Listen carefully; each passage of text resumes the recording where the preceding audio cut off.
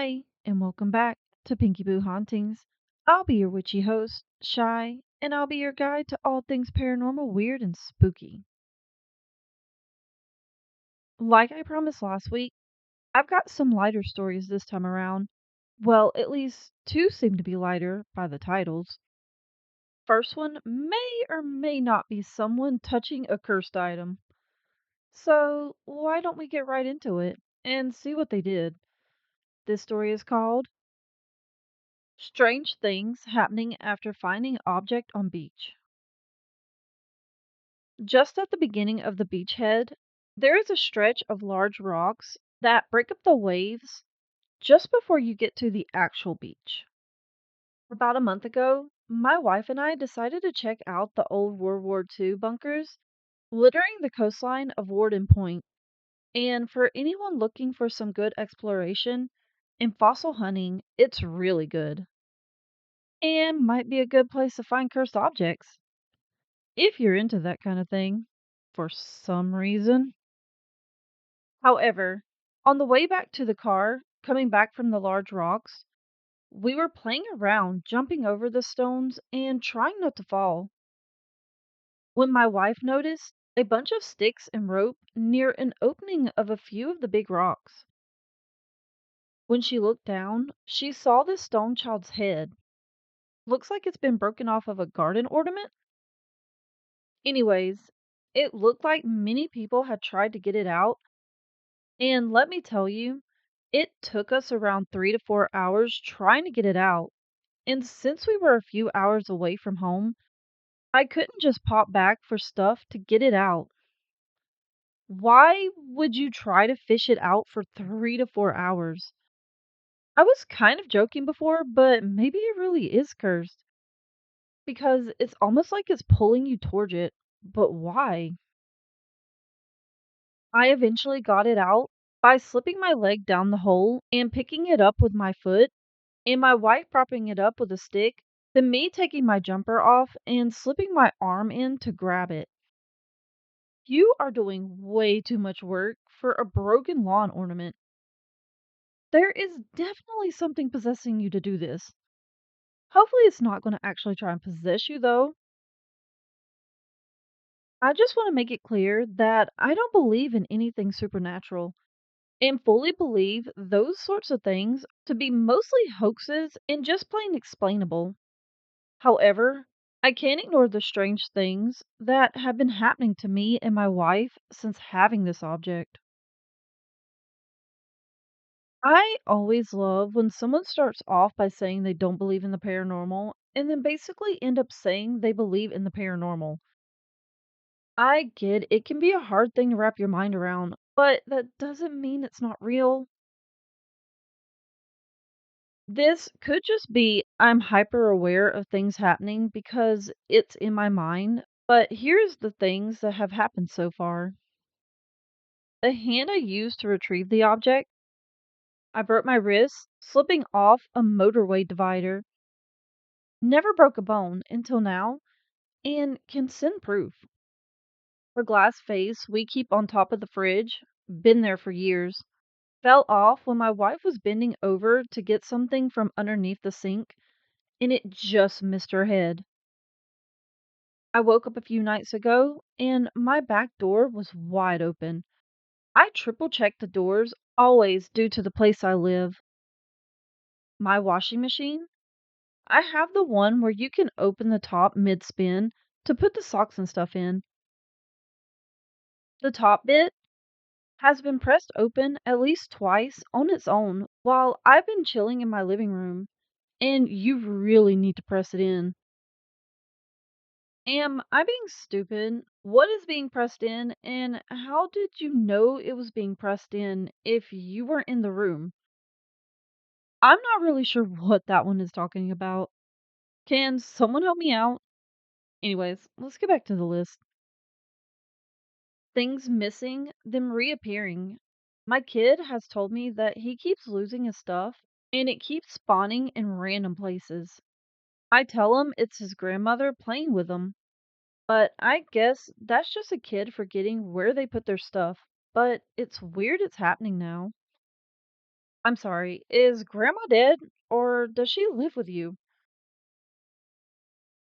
The most concerning thing to me is my wife and I, for a few nights now, have heard the doors opening at night, the bedroom ones and the living room. But we have cameras and nothing has been opened, just the noise as if someone is opening it and then walking through it. Should I just take this thing back or is my anxiety just getting to me? Dude, even if this thing isn't cursed or haunted, I'd say put it back, just in case. But let's be clear, I do think it's either haunted, cursed, or an offering to maybe a water spirit. Whatever the case, you're either being haunted by a pissed off spirit or cursed. So take it back and never take strange things from the ocean again, or really any body of water. It's not worth it. Also, just admit you believe in the supernatural. It's okay. Alright, why don't we move on from this cursed object and see what's going on in our next story? This one is my dad bought a dress for my daughter, but my daughter was born 5 years after my dad died. I'm not sure I believe in the paranormal. Damn. Two people in a row that don't believe in the paranormal, and once again, we're going to hear how they definitely experienced the paranormal. I didn't mean to do this, but here we are. But this experience is something that I think of often. And I would like to share it. My dad had me at 70. Damn. Sorry. I thought my dad was old when they had me, and he was only like 37, I think. But 70? As unusual as that is. So when I was 20, he was 90. He was sick and in bed, and we knew he was going to die soon. I used to visit him every day and stay with him all morning. At the time, his memory wasn't very good. He mixed up names and faces a lot. A week before he died, he told me a while ago he bought me a dress and asked me to look inside his closet.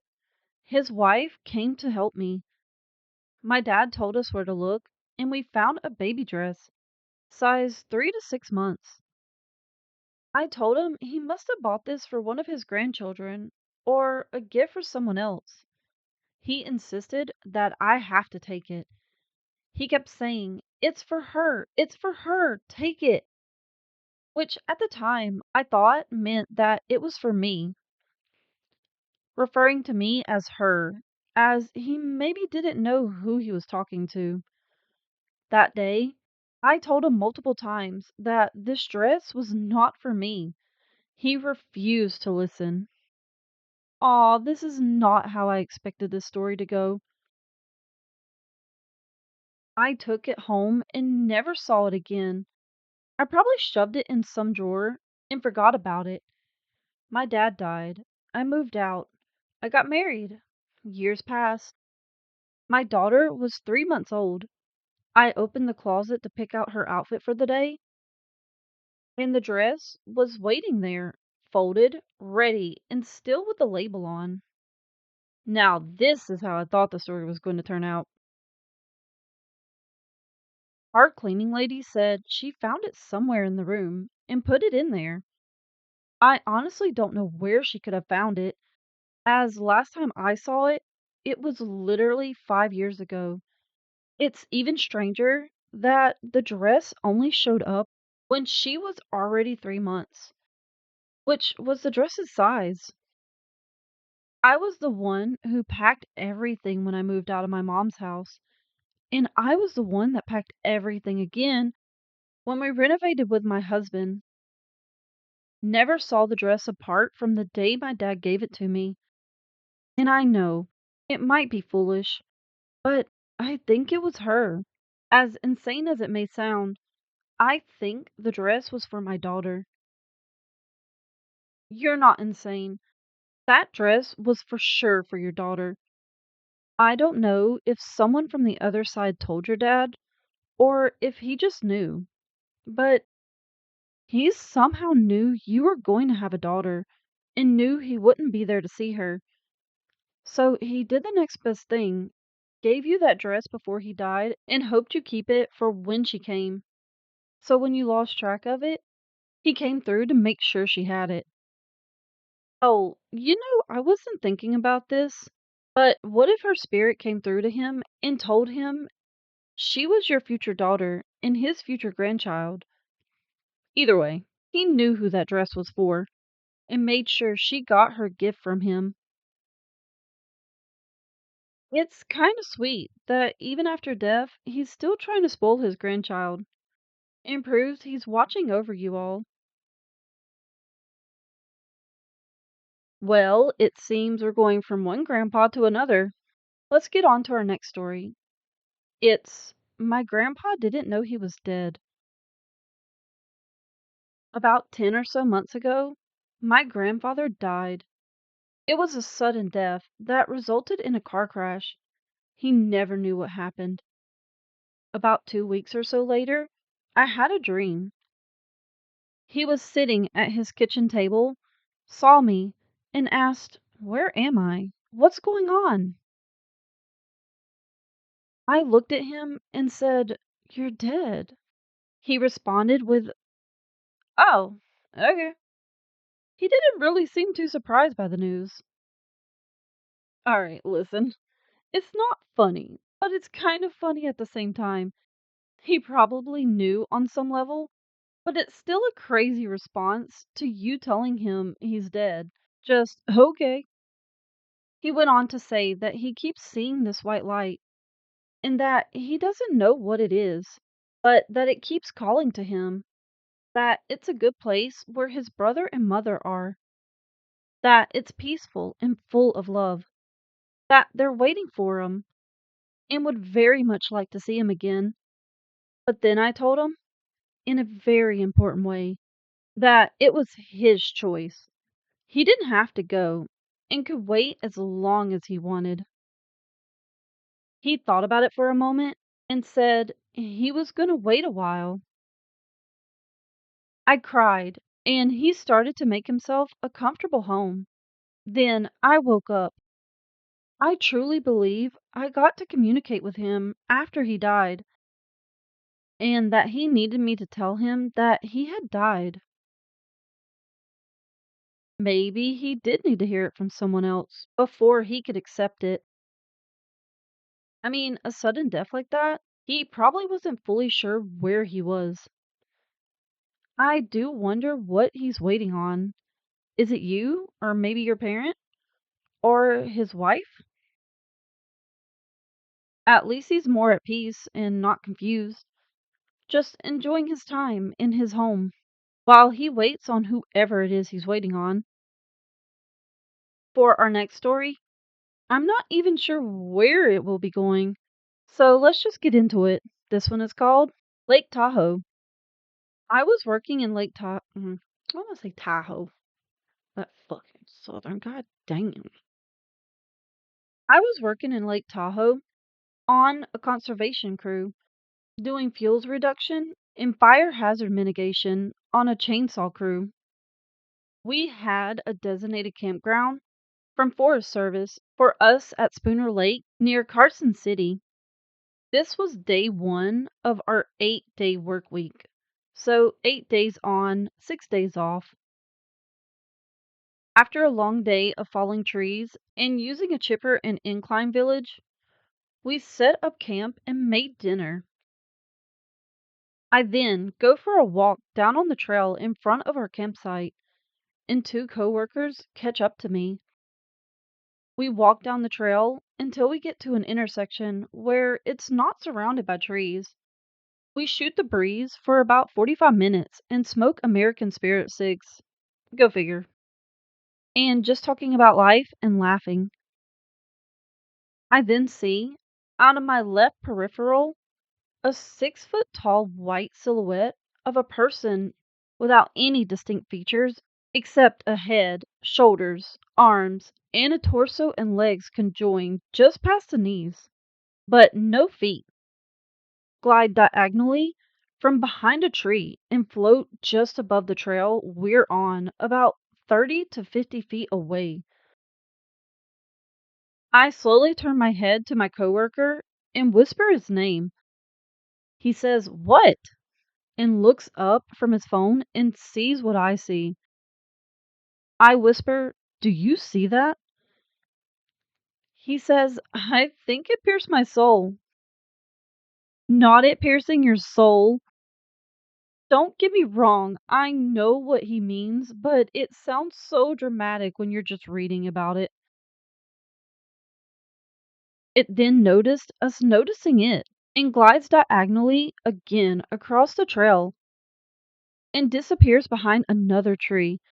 And we take off running back to our campsite, about 200 to 300 yards away. I think the burning of all this pure tobacco brought the spirit out and took it as an offering. I think it was just wanting to communicate because it didn't seem malevolent and seemed to have an interest in me because it remembered who I was about a week later. Aw, it came back to see you. If it's not connected to you, it definitely took a liking to you while you were there. Wait, is Lake Tahoe haunted? Is this something I should have already known? I'll be back. I gotta go look at something. Holy shit. Not only is it haunted, but it was where the Donner Party was, and apparently there is a man-eating bird too. So be lucky you got the ghost instead of the man-eating bird, I guess. Especially since it seemed to be a chill ghost. As for what it could have been apparently a variety of ghosts, or maybe it's just a forest spirit. Whatever it was, at least it wasn't bothering you. Just checking out what you guys were doing. So I didn't realize this, but I picked two stories back to back based on trees. More so the next one, but still funny. Anyways, this one is called Trees I Planted 18 Years Ago Felt Happy to See Me last time I went and visit them. So when I was about 5 years old, I planted about 500 to 600 pine trees on some land our family owns with my grandpa. Holy shit, you planted a forest! Grandpa died a couple years later, and no one ever went back until recently when I decided I wanted to go camp with some friends. So soon after I got there, I was amazed at how tall they were, at least 30 to 40 feet, and I just couldn't shake this feeling. The whole little forest I planted was happy to see me. The whole time I was there, it felt insanely positive, and I just kept getting the happy vibes from the trees. What do y'all think some explanations could be? I was thinking maybe either nature spirits or residual energy mixed with my own emotions. Let me know what you think. I think the trees might have just been happy to see you again. They probably remember that you were the one that planted them in the first place, and the fact that you decided to camp out there probably helped make you feel more connected to the trees as well. If you still have access to the forest, you should go talk to the trees once in a while. Tell them about your life and even tell them about your problems. It sounds crazy, but if you can already feel their happiness, it means you have a strong connection to them. I hope if you learned anything from this episode today, it is to leave things you find in the water in the water. If an object gives you a weird feeling, leave it alone. It's not for you, and it might leave you cursed. But if it's litter, obviously pick it up. The water spirits will appreciate it. And the other thing I hope you take from this is to always talk to the trees. They're alive, and you never know what could come from it. If nothing else, they'll help you feel grounded. So hug a tree once in a while. Nature is a powerful tool for a lot of people. Obviously, for witches, especially since it's a big part of our practice, or at least for most it is. But it is good for everyone, no matter what they believe in. Nature should be respected and loved after all. But that's enough of my little witchy rant, I guess. Anyways, if you guys enjoyed the show, please rate and review the podcast, as well as like and subscribe if you're on YouTube, and spread the word of our coven. All these things really do help the podcast grow. So let's spread the magic. Oh, and if you have a story you'd like me to read here, send me an email. It's pinkyboohauntings@gmail. It will also be in the show notes below. But for now, the coven is adjourned. See you next time. Bye.